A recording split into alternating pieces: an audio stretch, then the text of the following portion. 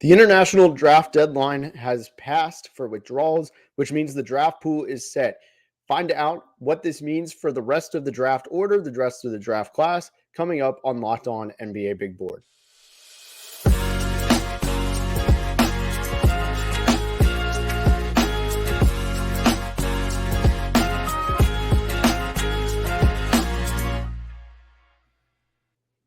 What's up? My name is Richard Stayman, aka Mavs Draft. It's where you might know me as.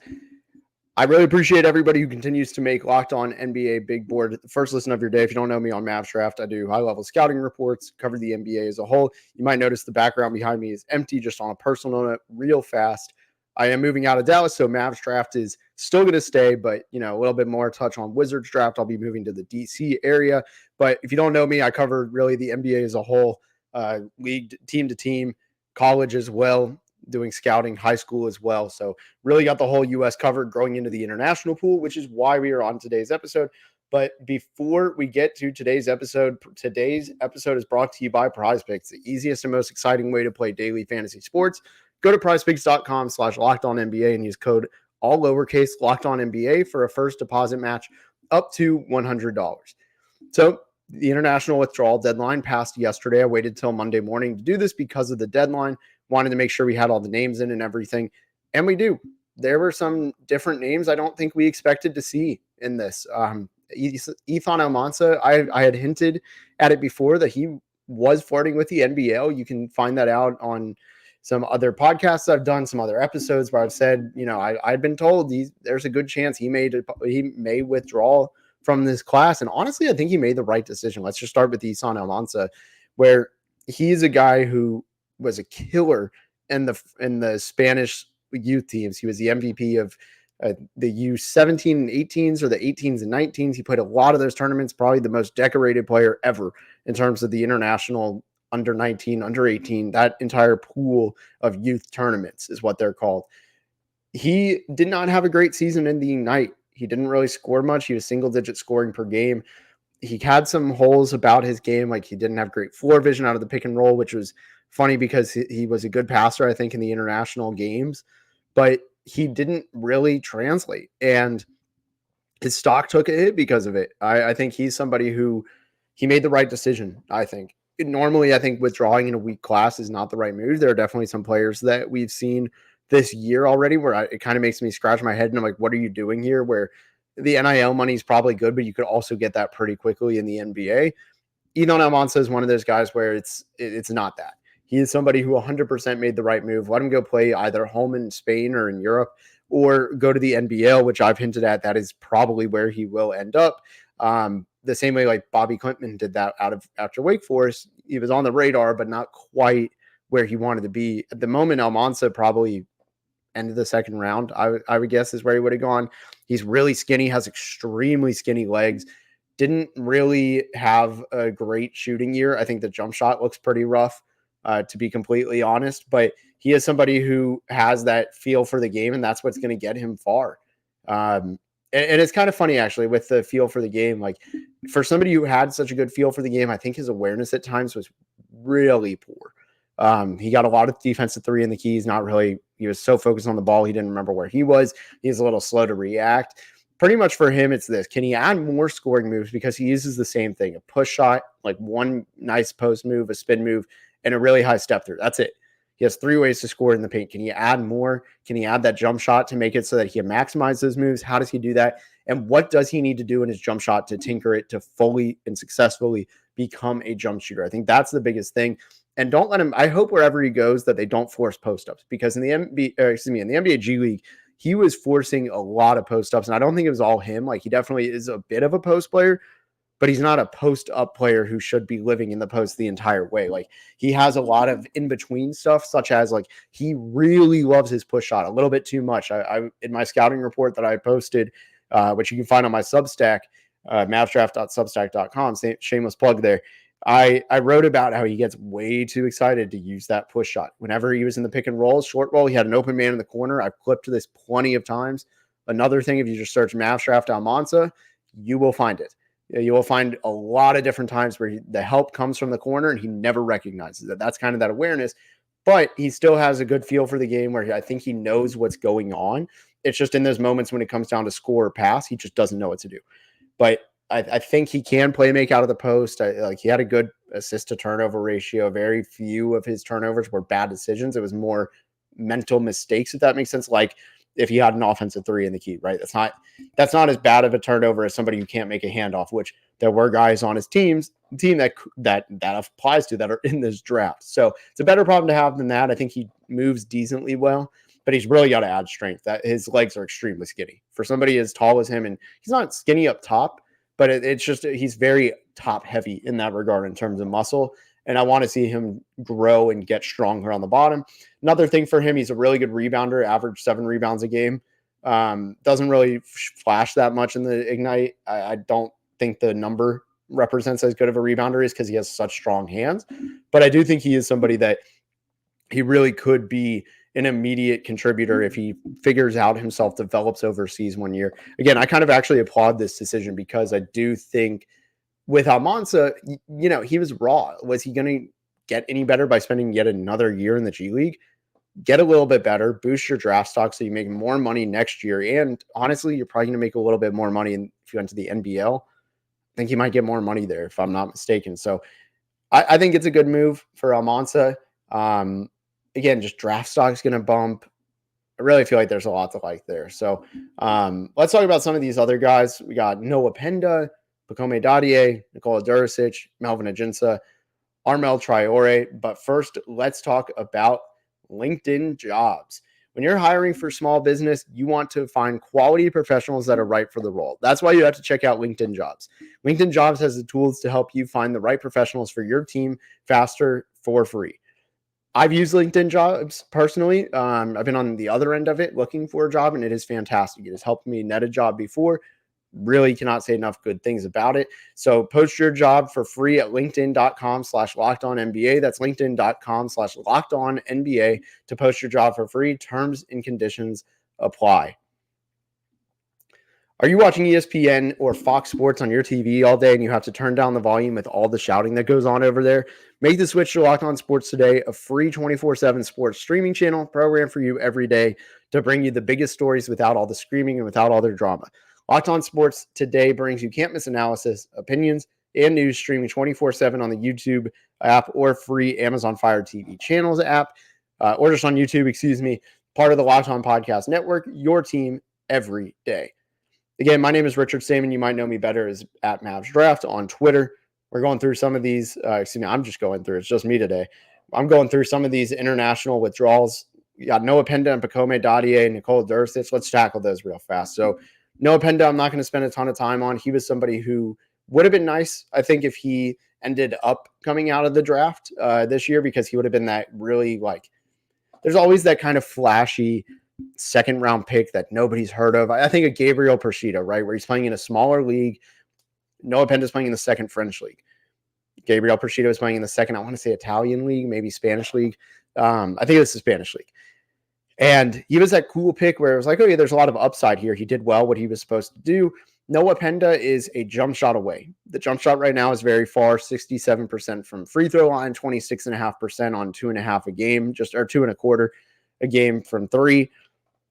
It's not there, but he is very athletic. I think he has a lot of tools to showcase being six. It's funny. He's listed as only 6'4", and I don't think that's right. That blows my mind every time. I think he's a few inches taller. That's what he's listed as. Let's find a second source, because I'm pretty sure he is not 6'4", because he is also a forward. I've seen 6'6". There we go. That's more like it. 6'7", somewhere in that range. And if that's the case, he's a really high upside forward. Let him play in the top French league. I think guys who can make that jump after they did well in the second league of their high country, like France, Spain, Italy, Germany, any of those, I do really condone having those guys make the jump, get your name out there in the pool like Noah did. He got some workouts, I'm pretty sure. Get up in this top league, work all summer for the quick off season they have, and then kill it in the first league in your minutes. You could end up being a really quality second round. At the moment, Noah may not have actually been drafted. He was just somebody that I think could have been. Another name, actually, I want to talk about before we go to Pacome and Durisic, Malik Lewis. This one really shocked me. If you don't know Malik Lewis, he is from Trinidad and Tobago. He was with the Mexico City Capitanes. They like having this is back-to-back years that they've had a draft prospect in their existence. They had Yasel Perez was his name. He was with the Capitanes. They're both Hispanic players, born from Hispanic islands. I think he's from the Dominican or maybe it was Puerto Rico. I can't remember, but he was born from one of those countries, and he came over and played, and he was a draft eligible prospect. This is the second year they've done that. It wouldn't shock me if they do that again next year. Malik Lewis, again, from Trinidad and Tobago. He is really interesting. The frame is incredible. 6'7", 7'1" wingspan, massive hands, almost 10-inch hands. He's really athletic. I think he has some good defensive upside, and the finishing at the rim is really impressive because it goes hand in hand with that athleticism, and he knows what to do. I'm kind of upset because I just finished my scouting report on him. I was going to post it. Now it's a little bit irrelevant. So that is sitting in the docks waiting on deck. I will say with him, like there's a lot of versatility on defense. He rotates well. I think he's really smart, rebounds well, plays hard, great athlete. Again, finishes at the rim, crafty. There are some things that he needs to work out. Really would love to see him work on the handle so he can become a true slasher. I think that's the first and foremost thing. And then also just really fix his jump shot. The shooting touch is mediocre at best. I think the mechanics were a bit inconsistent. So I think he's somebody just worth shouting. He's not listed on the side there, but I do think he is somebody that is worth at least shouting out here. The next one, Pacome Dadiet. He's from Germany. I know he plays in Germany. Might be French. Can't remember. He is French, actually. He's actually with Ivorian descent. He's from Ivory Coast as well, as family from there. Fun fact about him, he had played with Tijan Salon with the team that signed him as the first one as a professional when he was 11. So he and Salon go way back. Be interested to see if somebody brings him up. His brother also plays professional basketball, I think, in Africa. So it runs in the family, right? So with Dadiet, I have him as my very last first round grade.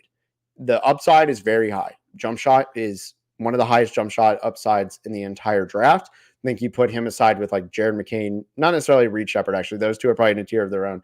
But if you look past that, it's like Tyler Smith, right? Like that kind of tier of shooting upside. I really do think Pacome is there. He can be a movement shooter. He can be a spot up shooter. He can shoot off the dribble as well. I really like that he gave what the defense has taken. I've talked about him before, so if I sound like a broken record, I'm sorry. But I do really like how he takes what the defense gives him by if they don't want him going right, which I'm pretty sure he had more left drives than right, at least in the games I saw, which makes me confident that his right hand is really good because they don't want him going right. And he takes it, and he's actually pretty good. There's a little bit of inconsistency, but I do think that is a really good selling point for him. He has short arms. He measured at 6'7" with 6'9" wingspan. And yeah, it's not like actually short, but it's all relative to the body, right? Short arms is generally considered +2 or anything less. So he fits in there. He had a negative assist to turnover ratio, really bad passing accuracy a lot. The handle isn't very good. So he's got to work on that. I think some teams may have concerns about his feel for the game. And then the defense is rough. He takes the bait a lot that the offenses give him. And he's not that aggressive on defense. Like he doesn't try and create chaos. And I really like my wing prospects to be able to do that, right? Like when I'm looking for somebody that I really like, they'll take chances. Sometimes you get burned. You hope that you make the right play more than you get burned because nobody's perfect. Same way as like some of the greatest passers, right? They take the chances. Luka Doncic, for example. I mean, he's one of the best passers alive. Jokic, right? Both of those guys, they'll make crazy passes that end up being turnovers, but at least like they're good enough to do it. And I want to see Dadiet be at that level where he's good enough to do things on the defensive end. Has a really good motor. I think he's got good touch again. And just that jump shot. So you look at the shooting upside with some other elements of his game. He's pretty interesting. The last one here before we get to the next segment is Nikola Durisic. He is somebody that I have been a fan of for a few years now. I really wanted him to be in last year's draft, but ultimately I think he made the right decision. I'm not going to fault him on that. He had a really good combine. I thought he played himself into the first round. Like he was that good. 6'8", combo guard. He's a good athlete. Really good upside to be a shooter if the shot can work out. My big concern with the jump shot is if you remember Chandler Parsons, and I'm still shocked we haven't seen comps like this because I'm not a player comps person, but if you were to ever have a one-to-one shot in like I know this is going to happen too because like they're both white, and that's unfortunately a lot of player comps are based on aesthetics and looks. They don't actually look alike, but they're both 6'8" white tall shooters that have line drive jump shots. And I think you're going to start seeing the Chandler Parsons comp. I don't like it. He has a bit of ball handling, right? Chandler Parsons had some point forward traits. So I think with him, with Durisic, the biggest things I had, like these were my improvements for him. The turnovers have to get better. Consistent shooting, which goes hand in hand with a line drive. And also, I thought the motor kind of ran hot and cold. Like, I'm curious what teams see from him, from either really just how he's grown, what he's done since the combine, what he did at the combine. I really liked him there. I thought he made himself known. He wasn't very passive. He had some really strong scoring flashes, particularly against like near the rim, really athletic. So I really like what he brought to the table. I'm interested to see where he goes on draft night. I think he could go anywhere from the last 5 picks of the first round, maybe even the last 10. Like he could squeeze in the early 20s, could also fall to the early 40s. That's just kind of the way this draft is. It's not a knock on him, but we'll finish up with Melvin Ajinca and Armel Traore. But first, let me talk about Prize Picks with you. What is Prize Picks, you ask? Prize Picks is America's #1 fantasy sports app with more than 5 million members. It is the most fun and exciting way to get in the action while you watch your favorite sports and players. You just pick more or less on 2 or more player stats for a shot to win 100 times up your cash. With Prize Picks, you can turn $10 into $1,000 in a single game watching your favorite sports this summer. You can make a Prize Pick lineup in as little as 60 seconds. You just need to pick more or less on 2 to 6 players' stat projections, and you're locked in. If you're looking for promotions too, Prize Picks has you covered every week, from lowering select players' stat projections on Tuesdays, which increases your chances of getting a win, to getting your entry fees back if you have a losing lineup on Friday. So download the app today, the Prize Picks app today, and use code LOCKEDONNBA. That's one word, Locked On NBA, for a first deposit match up to $100. All right, last segment here. Again, my name, if you're just tuning in, I am Mavs Draft. These are 2 guys I want the Mavs to draft. Melvin Ajinca. This is probably going to be the quickest segment of any one player you ever hear. The man is 3-D. He's the nephew of former Mav, Alexi Ajinca, who technically has a ring with the Mavs, I believe. I think they gave him one in 2011. And I really like his game. My guy, I got to give a shout out to one of my favorite follows on Twitter if you're not following him. Great analytics mind, also great film, really balances it well. Nick Cal, I'm not going to say his name, but it's Cali Drafts. I'm always bad at botching names. If you've heard this show for the last 3 years I've been doing this, you know I'm not good with names. So I'm just follow him at Cali Drafts. That's Cali with a K. He has been big on Melvin Ajinca all summer because his game is so simple to translate up. Strong defensive instincts. So that's the defensive end of the 3-D. Great off-ball defender. He's about 6'6", doesn't have a crazy frame by any means, but he's playing as a pro, really doing well in France, did well in the U19s with France. Excuse me, tried saying France a few too many times there. He has a really quick release on his jump shot.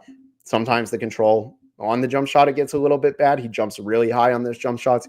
May just need to tweak that. That's his biggest swing skill. So he also makes simple passes. Like when he gets the ball open, he sees that the defense is coming to him. He knows what to do. Again, probably the easiest scouting report on him that you will hear. I mean, he's a simple 3-D guy. And when you're playing next to Luka Doncic, look, 58th pick, I'm never going to expect that pick to ever be anything impactful. The odds of getting the last pick of the draft, because there aren't 60 this year, there are only 58. The odds of getting an Isaiah Thomas are so slim. Do not get your hopes up if you're a Mavs fan. That's a mistake. But if there ever was somebody where I'd be like, okay, if you want to make a short list of players that have an easy path to contribute, Melvin Ajinca is right on that list. So I really like his game.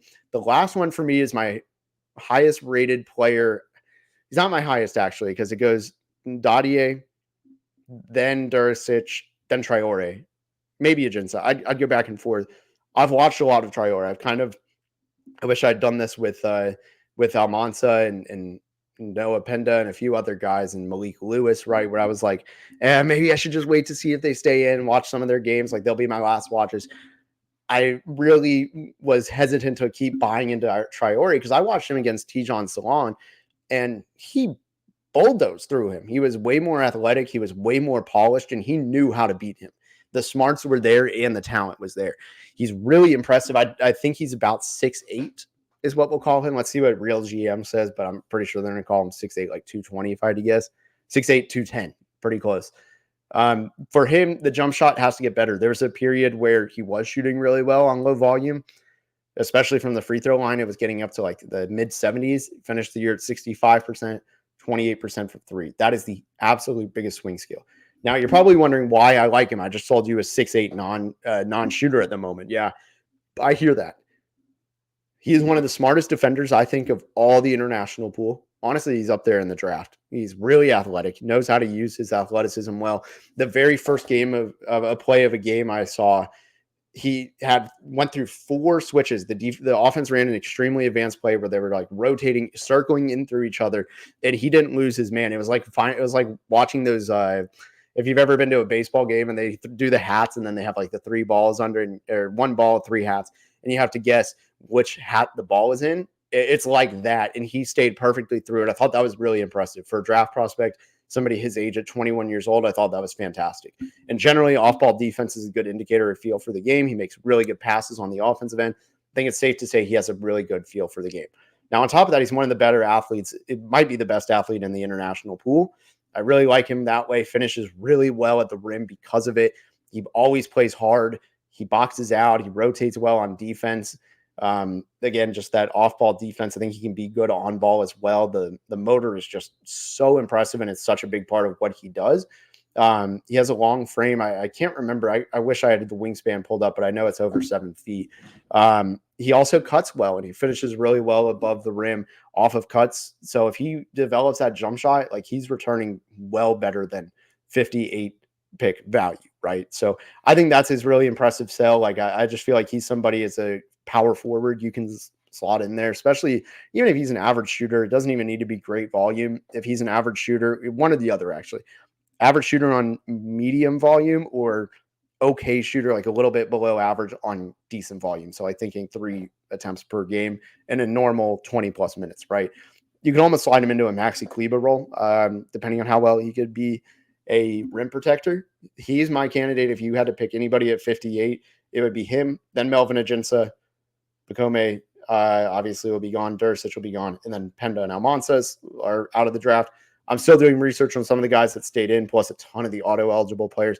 But this is the guys that were not auto-eligible. They were coming up on it that decided to stay in the draft. We're going to talk about some other guys throughout. Like, we are a week and a half away from the draft. We're going to have some really exciting topics coming up for you. I will be moving the rest of the week, so I'm out for most of the week, but I will be back next week. We're going to try to do some stuff for the draft. But really appreciate everybody, again, who makes us your first listen. Really excited for the draft. It's a little under 10 days now away. I think it's 9 days as I'm recording this. So, again, we'll be back, and thank you so much for listening.